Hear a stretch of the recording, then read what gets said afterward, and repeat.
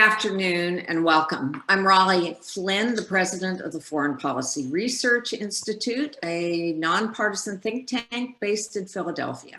Today is a very special occasion as it marks the official launch of our Africa program.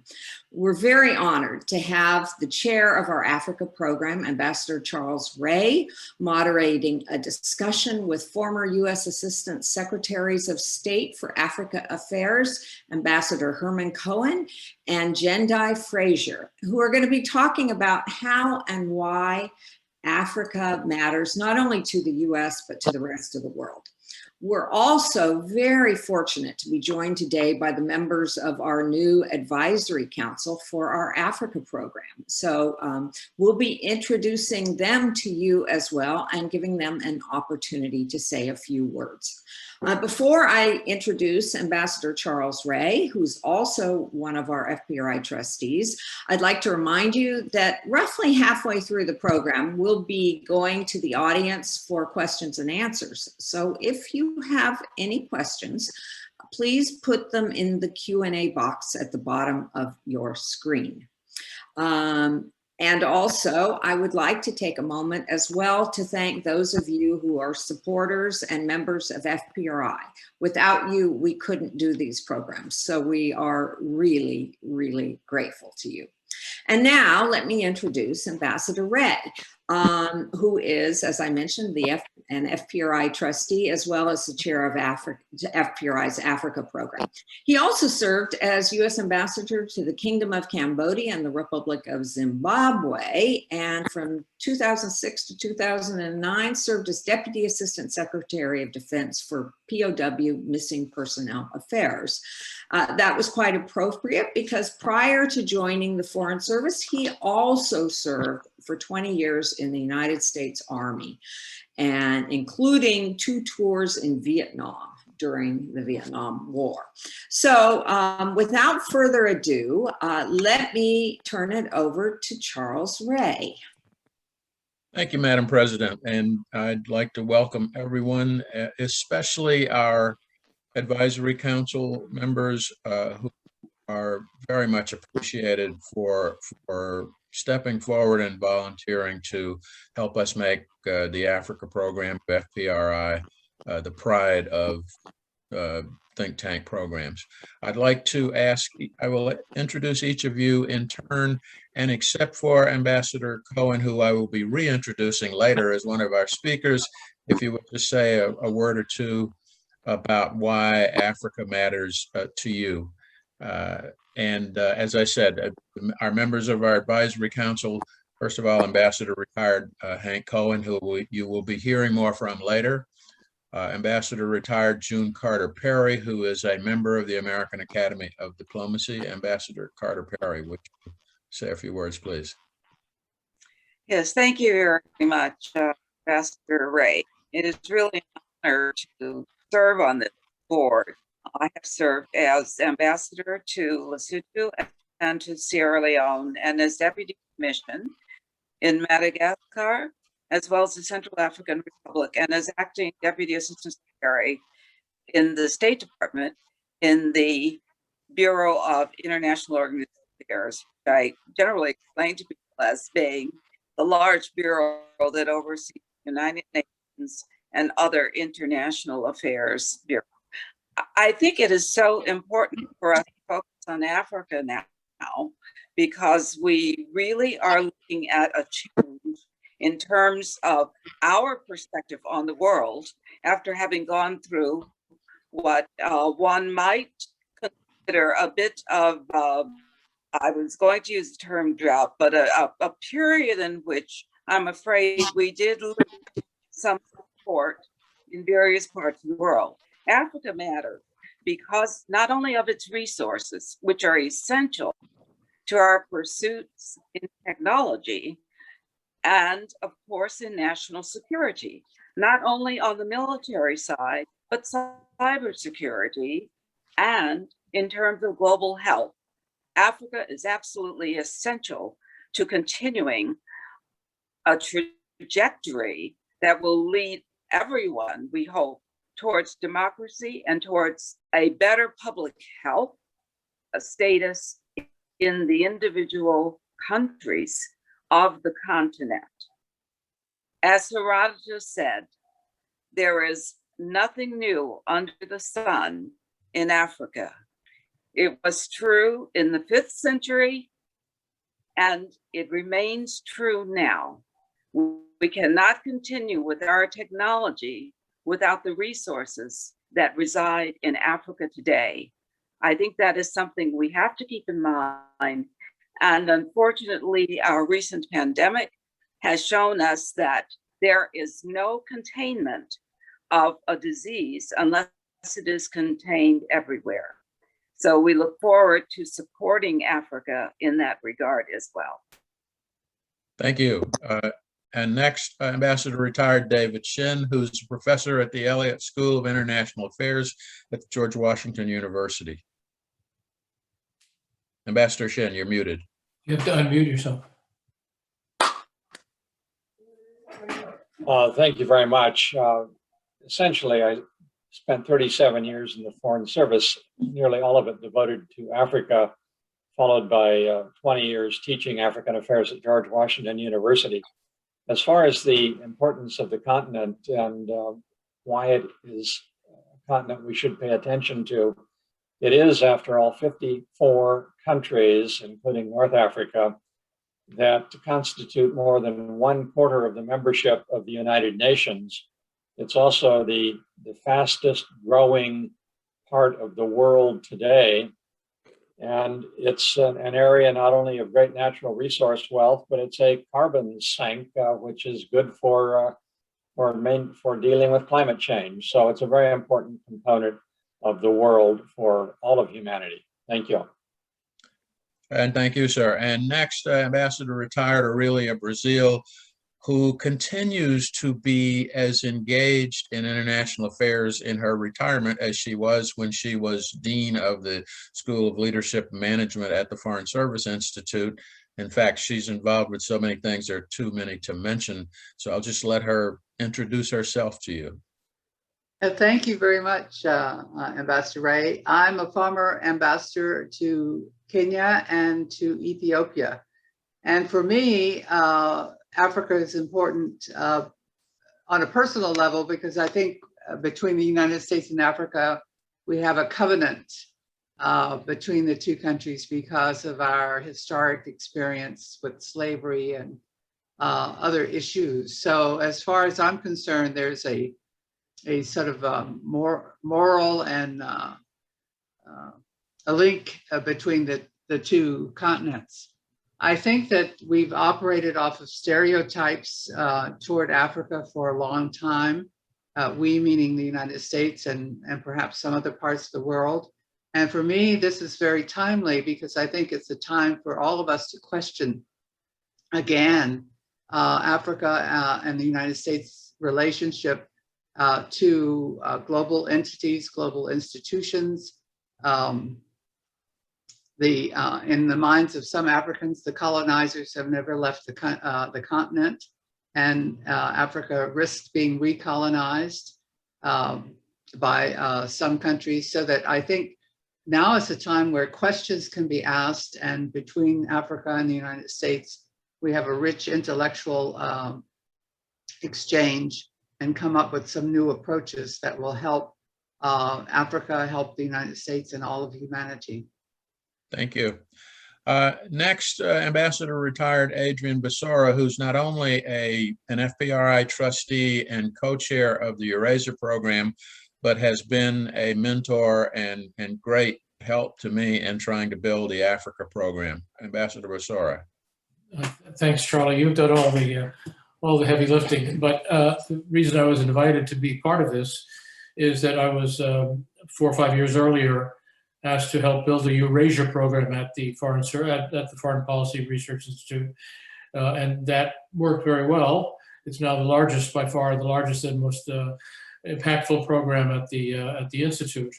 But just speaking of Africa and why I'm honored to be on the advisory committee, my perspective is starting out as a Latin Americanist in the Alliance for Progress, and some of the things we did right in the 60s and 70s that paid off with the democratization helping encourage the democratization of that whole region, which was mostly dictatorial and backward in many other ways. Then I became a Europeanist and a Eurasianist for the vast majority of my 33-year foreign service career. So I saw up close how important Africa was to the Europeans and how the Europeans had treated and at times mistreated Africa. Now it's in our interest with the Transatlantic Alliance. We have very common interest in treating Africa right and making them a part of the democratic and free world that we have that is now under such heavy challenge. So that's my perspective, and thank you for accepting me onto your advisory committee. Thank you. And next, Mr. Pete Morocco, I hope I pronounced that correctly.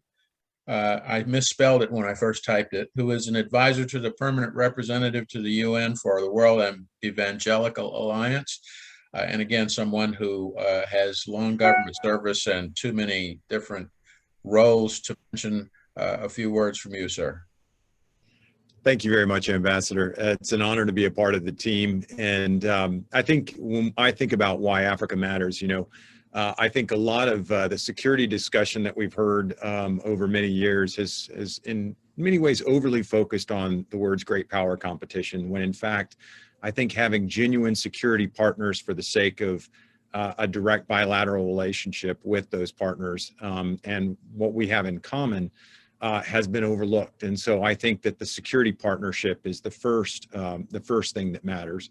The second genuine partnership is economic partnership. And as somebody who's in the infrastructure and telecommunications business, this is also something that I genuinely see the long-term opportunity for partnership with many African countries. And so I think it's something that we need to understand that mutual value. And finally, I think, as it's already been mentioned several times, with international organizations, if we as the international community are going to derive the benefit of what international organizations are supposed to bring us through cooperation, then we are going to have more sturdy African partners, because the most important voting bloc that they have. And so as the population increases, as the resources become more scarce, these are all things that it's just undeniable about the priority of Africa over the next 3 decades. I think we'll be in a mega trend. So thank you. Thank you. And last and certainly not least, a friend of mine from Zimbabwe and a respected scholar, currently executive chairman of the Southern African Political Economy Series Trust in Zimbabwe, Professor Ibo Mandaza, who is definitely an expert on Africa writ large. Professor Mandaza, thank you for joining our advisory committee. A few words from you on why Africa matters. Thanks, Charles. Thanks very much for inviting me to this very impressive gathering. And I thank you very much for inviting me. And it's a long time since we've been together in Harare, and we look forward to you getting back there soon. Africa is important for 3 reasons: historical, political, and economic. Historic, because the world cannot be what it is without Africa. Over the last 500 years, they have seen transatlantic European expansionism, slavery, colonialism. Secondly, economically, Africa remains the foundation of the economies of most of the world, particularly Europe, the former colonizers. Remember Sir John Rhodes in 1858 saying that we English people have become colonialists. We need resources with which to feed our factories, with raw materials to keep our people at work. Without work, they would revert to revolution. And so it is that to this day, Africa remains the base, the resource base for raw materials on a big scale. At the expense of the African people, unemployment is 50% in most of our countries. There's no industrialization at all. and we completely reliant on imported goods. So we are a basket case as a continent. Thirdly, politically, that as part of the Pan-Africanist movement, our aim is to see that Africa takes its rightful place among the nations of the world. And that's a big factor. We cannot do so without the support of the rest of you, the rest of the world, which must begin clearly with the acknowledgement of the importance of Africa historically and economically. Thank you. Thank you. And now I'd like to introduce our two speakers. I mentioned Ambassador retired Herman J. Cohen, who is president of Cohen and Woods International, a consulting firm that provides strategic planning services to African governments and multinational corporations doing business in Africa.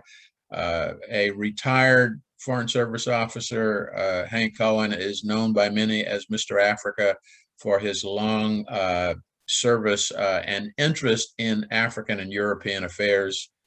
And secondly, is it Professor Jendayi? I don't want to get this wrong. Professor Jendayi Frazer, distinguishing the Dignan Distinguished Visiting Fellow at the Hoover Institution at Stanford University, and I probably butchered that. Both of these individuals were formerly Assistant Secretaries of State for African Affairs and have contributed a lot to U.S.-Africa policy. They will be talking to you today about why Africa matters from their unique perspectives. And I'd like to start with Ambassador Cohen, followed by Professor Fraser, if you would, please. Well, thank you very much. I've enjoyed the discussion just until now, and I sit in awe of all the previous speakers who apparently know a lot more about Africa than I do, but I'll do my best to keep up. You know, Africa is very important in a number of ways. First of all, I think you mentioned the climate change issue. You know, the rainforest in the Congo Basin is the second biggest in the world after the Amazon. It's a major absorber of carbon. And unfortunately, just like in Brazil, a lot of the forest is being cut down, some of it for legitimate reasons. People need land for farming. On the other hand, a lot of the wood is being exported, and that should not be allowed in my view. So I think I've just started an initiative with 7 African countries that neighbor on this Congo Basin, and they are doing a combined letter of the chiefs of state to John Kerry. Come cooperate with us in preserving this rainforest. So that is my big initiative for this year, and I hope it works out. I think it would be in the common interest of Africa and the United States. Secondly, as we've all seen from the previous speakers, Africa is a big supplier of commodities around the world. And a lot of these commodities are indispensable and not easily found elsewhere. Just to give you an example, we're doing a lot of renewables now, right? Okay, so you get solar energy in your house, or you have wind energy. What do you do when the wind stops blowing? What do you do when the sun doesn't shine? You need to keep that energy somewhere. Well, you get a battery. And what is in that battery? Lithium. And you will not find much lithium outside of Africa. It is the world's major supplier of lithium. And included with this entire business of preserving energy, you have cobalt. The biggest supplier or producer of cobalt in the world is the Democratic Republic of the Congo. And it's very important that that country remains stable and deal with the various investors in a very professional manner. Okay, now what about the growth of world population? What is it going to peak at? I think the last thing I saw was what, 11 billion? Something like that. Where are they going to get their food? Now, can you believe that arable land in Africa is only 40% cultivated? 60% of Africa is not cultivated. So that can produce a lot of food. And I think we need to work very carefully with the Africans to make sure that that arable land is available to futures people eat. And also, of course, at the present time, Africa is a major supplier of protein. Once a month, a refrigerated ship leaves Cape Town with meat headed to the UK. And that meat is supplied by Botswana. It's a major supply of protein. And where do the people in the Gulf states get their meat? They get livestock from Somalia and Somaliland. These are animals shipped on the hoof over by boat across the Red Sea and the Gulf of Aden, that sort of thing. So Africa is a major supplier of protein, and that will remain the case. Also, you have a major agricultural supplier, thanks to a US program called Feed the Future. Nigeria is now producing 50 million tons of manioc per year. Manioc is a major food for livestock. And I think, and Africa is quite capable of producing a lot more, and we can encourage that. Now, on the political side, I'd just like to repeat what we've heard just before us. There's a lot of votes in the UN that Africa controls. And if you look at some of the most controversial issues, like the Middle East, the US usually loses these votes. That's because the Africans are all showing total solidarity with the Palestinians. Now, you could argue with them for or against, but convincing the Africans to vote our way is very important. I remember there was one vote that was so important when I was ambassador in Senegal, that in the middle of August, as they were coming up to a vote in the UN in September, I got instructions, go see President Senghor and get him to change this vote. So I tried to make an appointment. They said, sorry, he's in France at his wife's chateau. So got on a plane, went to France. The US Embassy gave me a car and drove all the way out to the chateau. And I went to see him. Chateau had not a single item of African art in there, which shocked me a great deal. But just by going there, he said, you're going to get my vote. Okay, you're okay. So working closely with the Africans, persuading him to vote our way, I think is a major interest of the United States. I think I've spoken too long. I think Dr. Jendayi Frazer has a lot more to say, so I'll turn it over to her. Please, Dr. Frazer, you're muted. Thank you very much. Thank you very much. And you've left me very little to say, actually, between your esteemed panel and my good friend and colleague, Ambassador Cohen. There's not much to add here, but let me try. I think that many of the points that I'm going to raise have already been spoken to, but I'll perhaps put it in a different way. First, I would say clearly the COVID-19 pandemic showed us that the world is entirely interconnected. Because of international travel, international communications, international supply chains, there's no part of the globe that doesn't matter to the United States and to each and every other region. I also think there's a point that goes beyond the interconnectedness to the lessons learned coming out of Africa. What we saw in Africa was a really very proactive, coordinated response from the leadership on the continent. Right now, Africa represents about 3% of global pandemic cases, only 3%, when we all expected the thing to just blow up on the continent. And that's because these leaders, one, of course, there was a delay. You know, the pandemic sort of hit Africa, we believe later, we don't know that for sure. But most importantly, they acted proactively to put in places the containment measures to prevent the pandemic from becoming the huge catastrophe that we expected it to be. Moreover, they acted collectively. So they put in places, you know, travel bans, movement bans, all of the safety measures that we've all been, you know, mask wearing, et cetera. But they also put in place a medical supplies platform so that each African country wasn't put into this, you know, dog-eat-dog world of competing against the others and raising the prices of personal protective equipment. They're also having that platform available for the distribution and the procurement of vaccines. And so I think that that's extremely important. The leadership of Cyril Ramaphosa, President Kagame, the Africa CDC and others is a real lesson for the rest of the world. They have not made a debacle of their response to COVID the way the United States and Europe, quite frankly, have done. And so I think there's lessons to be learned out of Africa in this interconnected world.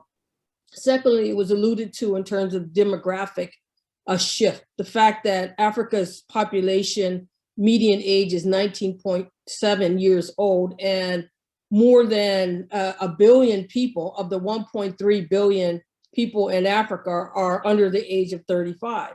And I think Howard French makes a very good, he has a very good article about how population dynamics are a major factor conditioning nations, the global economy and world affairs.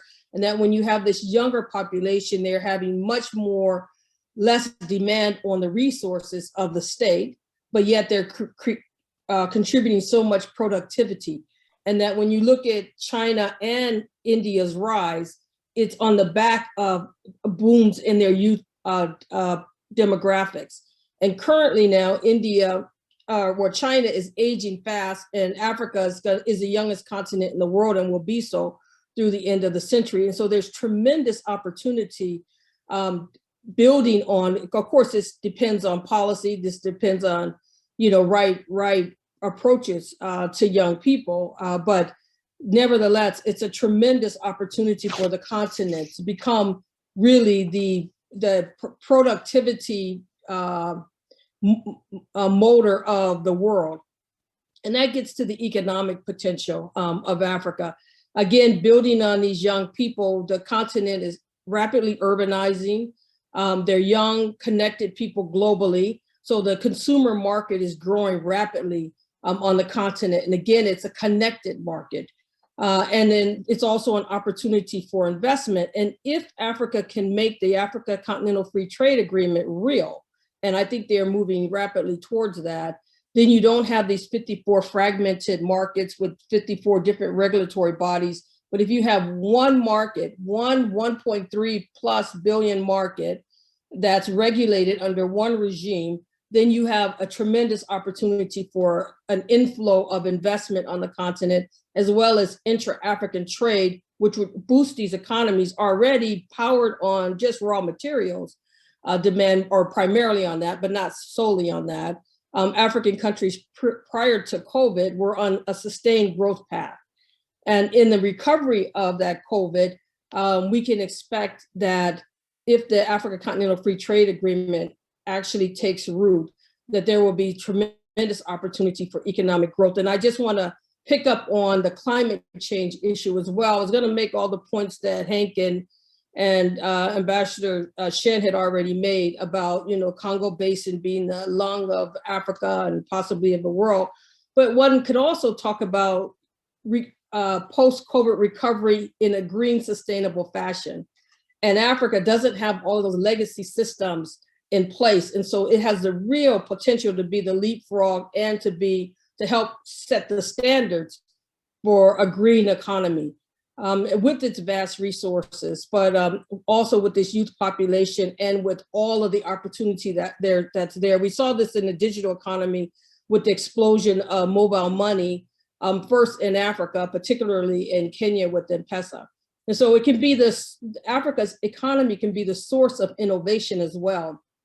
And then finally, let me just pick up on that point on manufacturing. Because of how well Africans and how unified they have responded so far to COVID, there's this major push for manufacturing of vaccines on the continent, but it goes beyond the manufacturing of vaccines, because what we saw out of this pandemic is the need to change our global supply chains. Global supply chains have been too centralized, primarily in Asia and in America and Europe. And it's clear that this is, we're all still waiting for goods to be, to be delivered. If you have household appliances or whatever, but even more critically, vaccines in Africa, the way to do that is through a decentralization of supply chains, which means moving local manufacturing to more of the regions, which would, of course, benefit Africa and benefit this growing youth population in terms of creating jobs and also taking advantage of their skills, their innovation to build a more digital, more innovative economy. And then finally, I'm just going to end with 2 or 3 points. Peace and security. It's clear that Africa is linked into global terror networks, that when you have disaffected populations, when you have young people without employment, they become easy targets for recruitment to these terror networks. And we see these across the Sahel going into the littoral areas of West Africa. And also we are seeing this in northern Mozambique. And so the United States has an interest there. Tied to that is good governance, democracy. Just this year alone, there's been 21 countries in Africa that had elections scheduled, presidential elections scheduled for this year. And so if Biden goes to the G7 and talks about an agenda of building more democratic countries, it's not just the 54 countries in the Security Council or in the security, in the UN, 3 in the Security Council, but in the UN as general, and those votes that matter. But it's also what is the model of governance globally. If we're competing on that issue, then these African countries and their ability to manage democratic progress, divisions in diverse societies, even the challenges that the United States is having. We're in it together, basically. If we're in this, let's try to move towards better governance and more transparent governance and more democratic governance. And so I think that Africa matters there. And then finally, I'm just going to put it on the table. People shy away from it, particularly in the Africa circles, because we don't want to talk about China as a Cold War like the United States and the Soviet Union got into Africa. But China is clearly a strategic competitor to the United States. Xi Jinping sees himself as a leader of the global South. He sees China as an alternative model of development and governance. He's putting it out there that the liberal economic order needs to be replaced. It certainly needs to be changed. I'm not going to question that. We talked about Africa cannot continue to be the source of raw materials only. It has to be integrated in the global economy very differently. But the idea that who's going to set the standards of the future, we should be doing that in cooperation with African countries. And so U.S. global preeminence depends on its ability to work collectively and mutually with African countries, and not from a perspective of let us help them, but from a perspective of let us learn together. We all are in this together and we have common challenges. Thank you. And thank you both. That was very enlightening. Before we go to the audience for Q&A, I have a sort of a provocative question for the both of you. And I will ask Professor Fraser if you would take a stab at it first, and then Ambassador Cohen. We talked a lot about climate change, and clearly that, because that's an existential problem, it clearly has to be a high priority. But if you were advising the current administration on what their top 3 or 4 policy priorities should be in regards to the continent of Africa, what would you advise them? My first would be the economy, commerce, trade, because I think that that's absolutely key. What needs to not happen is that young people are unemployed on the continent. And so for me, the key to the future of Africa is its young people. And so all of my priorities are going to be geared towards those young people, first and foremost. And the thing that they need the most is productive jobs, dignified jobs, and they need to be also part of the intellectual. There's so much creativity and potential for innovation on the continent, and so I would be focusing on making sure that we can build an economy that allows for jobs creation, and also I would be building human capital. I would be investing significant amounts of money in health and education. Particularly education, STEM and others, but the creative arts as well, because the most important thing is for those young people to unleash their minds, to give them that space, and then to allow them to be that productive force that's going to actually propel the continent. Young people themselves will take care of the issues of democracy and governance. because they haven't yet realized that they are the majority of the continent. And so they can get rid of these leaders. And we've seen it happen in Sudan and Algeria and other places through the streets. What we need to see it happen is in a regular fashion through the ballot box with less violence in the elections. And so I have tremendous confidence that if these young people have their, their education in place and they have productive jobs, they will take care of the political space as well. And they will be less subject to, nefarious forces, whether they be bad politicians or terrorists or others who are trying to pull them into insecure activities that, attack their own communities. Thank you. Ambassador Cohen. You're muted again. There you go. I want to agree with Dr. Jendayi Frazer. I think what she says is quite right. There's tremendous amount of talent among the young people, and they're ready to move and develop Africa. But there's one idea I need to inject into this, which I learned when I was working for the World Bank. It's called the enabling environment for the private sector.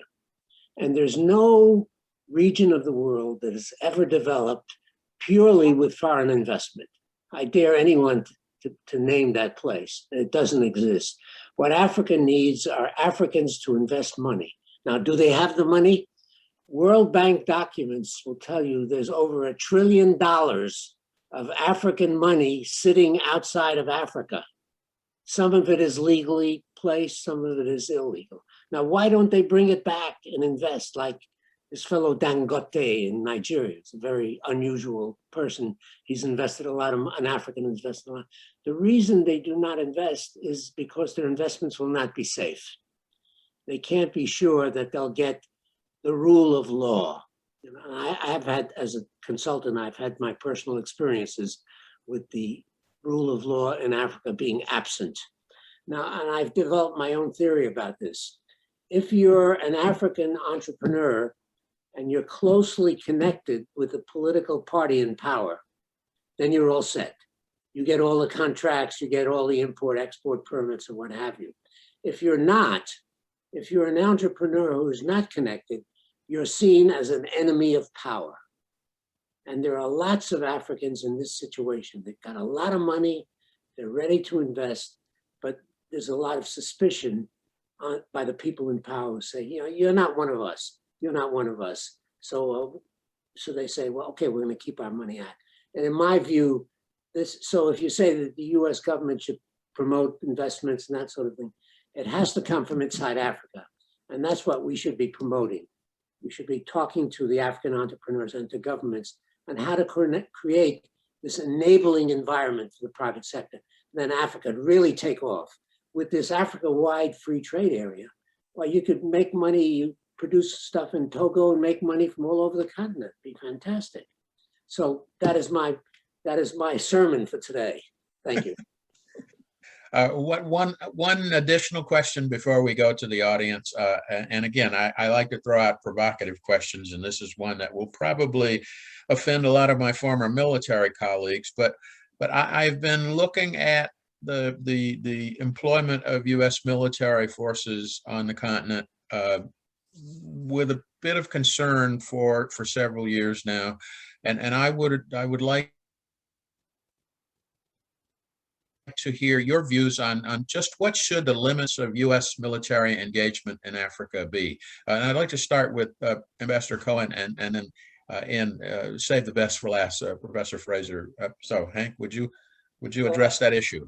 Well, I think we ought to be flexible.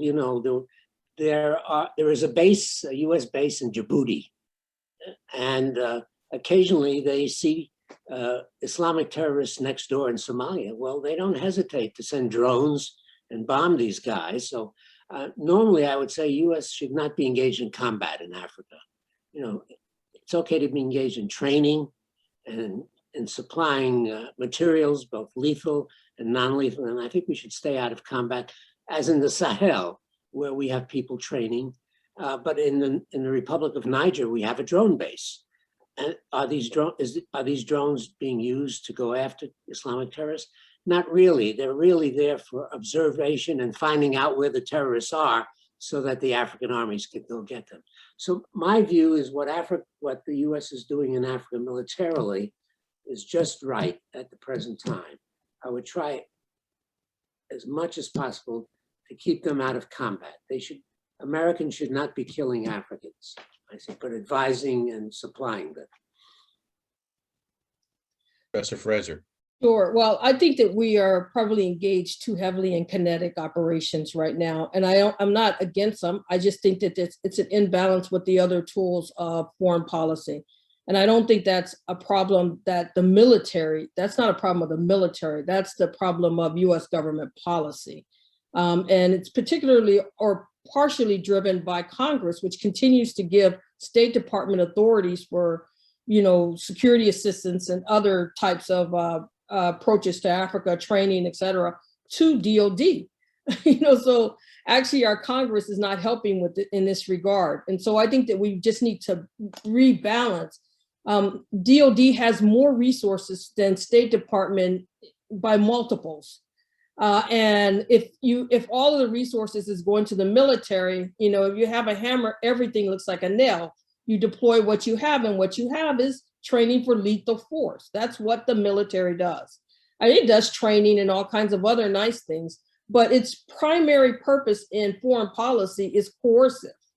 And so I think what we need to be doing is looking at how can you balance that with further engagement in diplomacy, i.e. more resourcing of the diplomatic area. How can you do that by more resourcing of commerce and other ways? There's so many initiatives out there with major institutions like the African Development Bank that try to use the Sahel sun, to actually push for solar power and to create jobs so that these young people aren't recruited as terrorists. There's ways in which we can deal with insecurity that's not kinetic, but that is more focused on development and commerce, and working with local populations, and of course pushing governments diplomatically to not marginalize some of these communities and have a more appropriate response, to work with them on more appropriate responses. So I do think we're overdoing it on the kinetics. I'm not unhappy with on a US military footprint in Africa. I support that 100%. I support AFRICOM, but I think that we need to watch out for militarizing our Africa policy. All right, thank you both very much. And I'd now like to pass it over to our president, Raleigh Flynn, to moderate the questions from the audience. Thank you, Ambassador Ray, and thank you for these really interesting comments. We have a couple of questions from the audience, and I would encourage the rest of you to add your questions as well. We have a question asking, how do we combat the extended corruption of governments, such as the Sassou Nguesso government's fourth term, the Kabila government, the former Mugabe government? And I think Ambassador Cohen talked a little bit about this, referred to this anyway. So why don't I start with Professor Fraser on how do we deal with this corruption? I think corruption, meaning financial corruption, not political corruption, i.e. overturning term limits. I think that the question is focused on money, isn't it? Yes. Well, I personally think that, look, there's no country in the world that doesn't have corruption. There's probably some that can afford it less.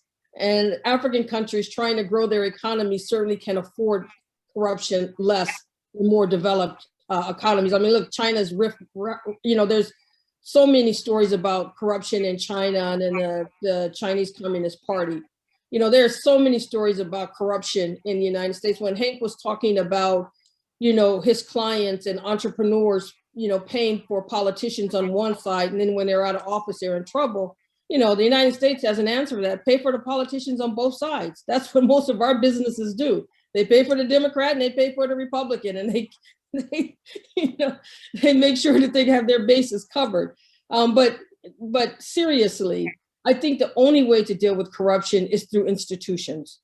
And, we have seen many African countries putting in place, public prosecutors and solicitor generals and other types of institutions to try to track, catch, and hold accountable those who are corrupt. Unfortunately, it can become perverse because they can put people in place that actually go after their political enemies, but eventually these institutions will mature. That's one. And then there has to be a culture of transparency, and so from the president down, trying to make sure that if parliaments would actually institute this as legislation, making sure that people have to disclose, their money when they go in as politicians, right? Or as public servants is what I should say, so that they have to do that. So I think putting in place these type of institutional barriers is the only way to start to address it.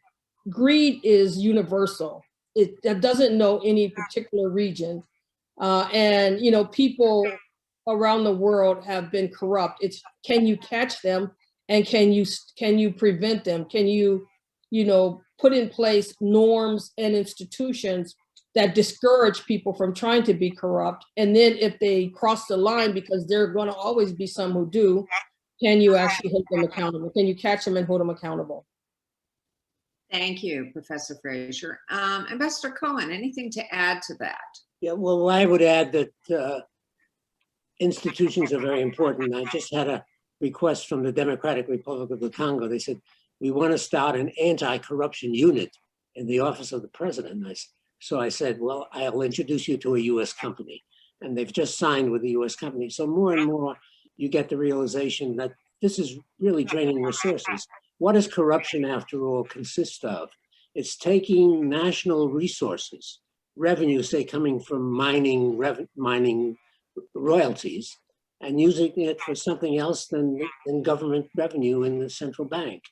So if you put in institutions to track that money, it's going to work. And I think this is what we have to persuade governments to do. Set up offices of anti-corruption that really have the power to stop people from diverting resources. Thank you. We have another question, and this one's from Ambassador Bezora. One aspect of US policy our speakers have not yet focused on is the nature and size of USAID and other economic and technical assistance programs, including in the pandemic field. I would be interested in fuller comments on this issue by both speakers. Ambassador Cohen, would you like to start on that? Yeah, well, I wrote a book this year called U.S. Policy Toward Africa, the Last 8 Decades. And of course, USAID's work in Africa, of course, plays a principal role in there. And what I've seen is essentially experimentation. Let's try something and see if it works. And if it doesn't work, let's go on to something else. And I think basically it misses the point. The point is that the main thrust for economic development are the policies of governments themselves. And the US government USAID can only help by providing experts, by providing funding for specific projects. But as long as you don't have a government that has its own plan for economic growth and development, foreigners cannot come in and do it for them. And I've seen so many experiments. For example, when I was in Zimbabwe, we had a project to sterilize male tsetse flies, release them into the atmosphere, and they will not be able to reproduce. And of course, we tried that, but some of them escaped and they did reproduce. So it's up to the government themselves to say, how are we going to advance in our economy, and ask for the world to help out. Thank you. We have another question. What are the speakers' opinion, perspective on the European Union's role in the African continent? Do they believe it is a force for stability in the countries it is currently operating within? How do they believe the EU's new crisis response and intervention initiatives will play into African geopolitics? Professor Fraser, would you like to take that one? Oh, that's a bit beyond my expertise, to be honest with you. I think the European Union, I'm going to speak very generally. I can't really speak very specifically on this because it is really beyond my expertise. But I think the European Union sees Africa extremely important. Of course, these countries are former colonial powers, most of them. They continue to have strong relationships with African countries. I know that they provided a lot of assistance to the African Union on the peace and security side, direct support to the African Union on peace and security, police training and other areas. So I'm hearing a feedback. So I think I'll stop there and maybe Hank can speak more to it. I was always trying to block the European Union and give the United States more an advantage in Africa. So. Okay. Ambassador Cohen? Well, in terms of volume of aid, European Union's aid to Africa far surpasses the United States. So I think they play a much greater role in Africa than we do. And it's normal for former colonies. And also, if you go to, as I've done, you go through government offices in Africa, you frequently see Europeans sitting in those offices. They're working as civil servants. They're contributing to the work of these agencies. So I would say the single most important source of help to African economic development is the European Union. And the United States comes in second. Thank you. We have another question. This one, and it's an opinion. Africa operates an exclusive system of governance where 80% of the population, which is comprised of women and youths, are neglected. What can be done to address this? And this questioner is from Nigeria, she says. Professor Fraser, would you like to take that? Well, I will.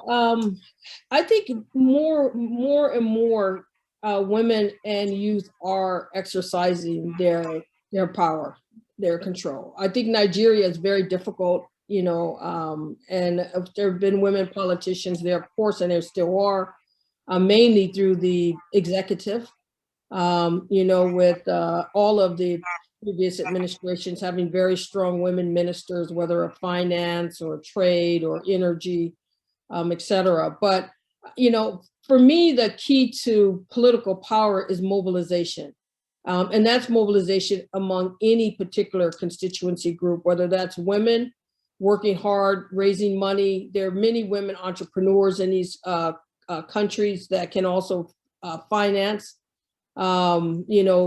changing women's minds, having women come out to the polls, pushing for better governance. I think all of that matters. But for me, the key really is your ability, your capacity to mobilize. And it also is, of course, access to education. It's also, getting rid of child marriage. There's so many social factors that are barriers to women's empowerment for sure. But taking that aside, just looking at access to the office, I think that's about mobilization. And like I said, the youth have no excuse because they're the majority. They just have a mindset that hasn't yet unlocked to that reality.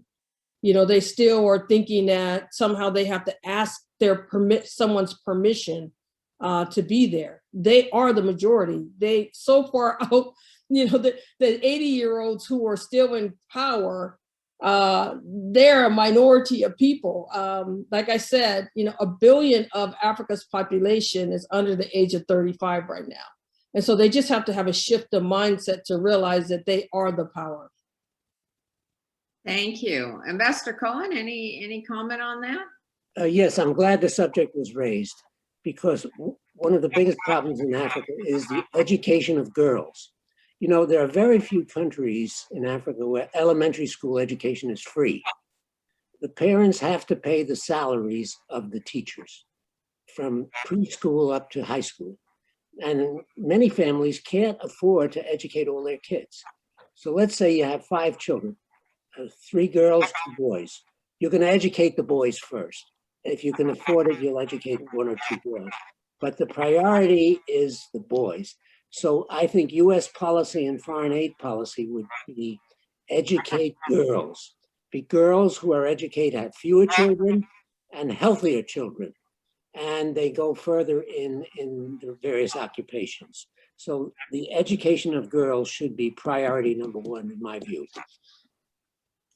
Thank you. And we have a question also, and it mentions under the previous administration, there was significant focus on countering Chinese efforts in Africa, sometimes using rhetoric evocative of a new Cold War. Even with the change in administration, that kind of talk seems common in DC. Is there no way to see the US and Chinese roles in the continent as potentially complementary, as many Africans seem to do?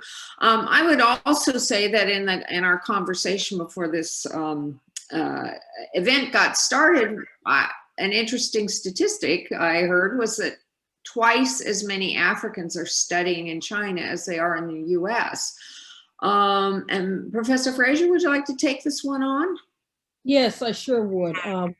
I can't repeat him directly, specifically, but Blinken, I think, put it well when he said that we will, we will compete where we have to, we will cooperate where we need to, or where we can, and it was a very beautiful phrasing. I don't have it quite exactly right, but basically what I think I've touched on this already. I think the United States has to see China as a strategic competitor globally.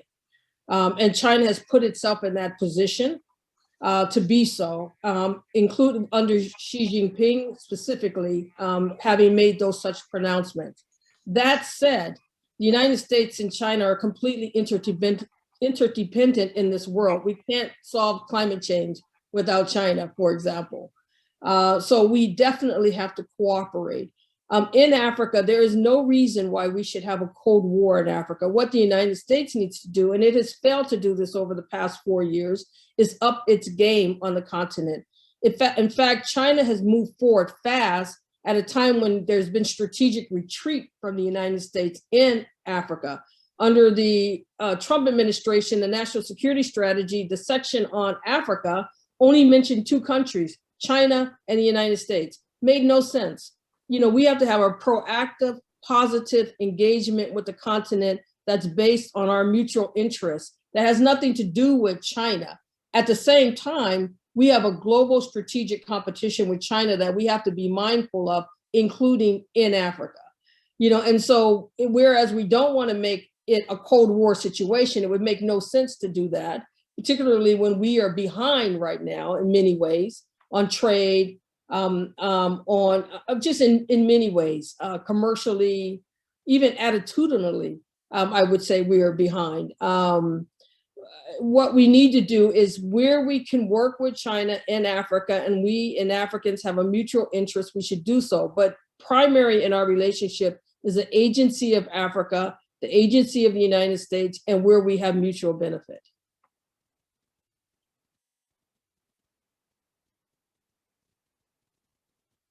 You're on mute. Raleigh, you're muted. I see that one of our advisory council members has joined us, Franklin Moore, but I'll let Ambassador Cohen address the question about China, and then I'll turn it over to Franklin to say just a few words as well. I don't agree that we're competing with China and Africa. Our private investments are far greater than China's. Our foreign aid to Africa is far greater than China. The problem of China and Africa is that Africa is not managing the Chinese very well. They come in there with their state-owned enterprises. They do shoddy work. They bring in too many Chinese workers. They treat their African workers horribly. They never put African workers in positions of management. They don't train them. So the reputation of China and Africa is not very good. And I don't think the United States should worry about it.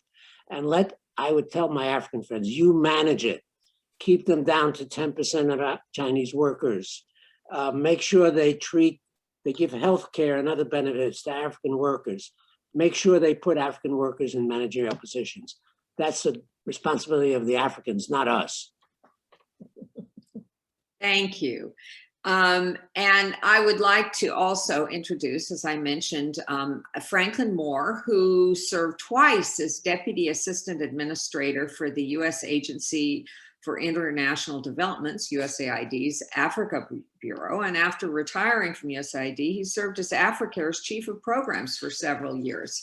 Mr. Moore, would you like to say a few words about Africa and why it matters? Yes, ma'am. Thank you very much. let me start with the Chinese piece. I would agree with Dr. Fraser that we actually are in competition with China around the whole world. Africa is just a part of that competition. And I would say that for the US, as we move forward, it would be useful if we were able to create a strategy for Africa. I would maintain that what we have tended to do for Africa is to have a set of initiatives over time, as opposed to a full-blown strategy for Africa. And I believe that's one of the reasons that education has fallen off of the pit of what we do. Yes, there are more Africans studying in China probably now than the US, but there are a lot of Africans studying a lot of places. China's desire to have them come to China was to thwart something that Japan was doing in the case of education. So I think if we, the United States, can get to a full strategy, not just looking at governance and energy, which we did under Obama, or looking at terror and healthcare, which we did under Bush, or security, which we did under Clinton, but to have a full-blown strategy that covers our entire relationship with Africa would be useful. Now, why do I think Africa is important? You start with the size and the population. Population about 1.4 million, expected to double by 2050, and expected to go from around 17% of the global population to 25% of the global population. That in itself, and the youth that is embodied in the population of Africa, are important reasons why Africa is important. There are others. For us, Africa has 30% of the remaining known minerals. Very important for economies, including our economy. And the other thing, in international politics and in global fora, Africa has 54 members. They have the largest voting bloc of any continent. And when they decide to concentrate it, they can have a significant role in particularly multilateral decision-making and multilateral processes. So I think those are other reasons why I think that Africa is critically important to us at the moment. Thank you so much for those comments. I'm going to turn it briefly over to Ambassador Ray to make some final remarks, and then we'll have to close it out, sadly. This went by so quickly. Well, thank you. First of all, I'd like to thank our two speakers for their very enlightening remarks, and the members of the advisory council who showed up. I in my own views, and I refuse to call myself in Africa because my experience and presence on the continent has just been dwarfed by everyone here. But I do consider myself a student of world affairs and how countries relate to each other, and particularly in terms of the superpower competition. And I hate that term. When we approach these countries in terms of our competition with another country, we've lost the competition before it even gets started, because we've taken the focus away from where it should be, and that's on the countries that we have the relationship with. And this is this has been alluded to. I thank the speakers for mentioning this, is that our relationships with the countries on the African continent need to be focused on them. And yes, we need to be aware of our other competitors. And I would add that Russia, many of the countries of the EU and many other can be put in the category of competition depending on what the issue is. But we need to put our focus where it really belongs, and that is on the 54 countries on the African continent who matter now, and who in the next 3 decades or so will matter even more. And I thank everyone for attending today, and thank you, President Flynn, for your unwavering support. And with that, I turn it back to you. You're muted again still. Just some final thanks. This program wouldn't happen, the whole Africa program, without Ambassador Ray. So thank you to you. Thank you to our distinguished guests today, Ambassador Cohen and Professor Fraser, and to the distinguished members of our advisory council for their insightful remarks, and to our supporters and our sponsors and our members. And if you're not in that category, please consider becoming a member or a supporter. And we also welcome your feedback. Fill out the form and let us know what you'd like to hear more about in terms of the African continent. We're very excited about this program and look forward to seeing you. Take care.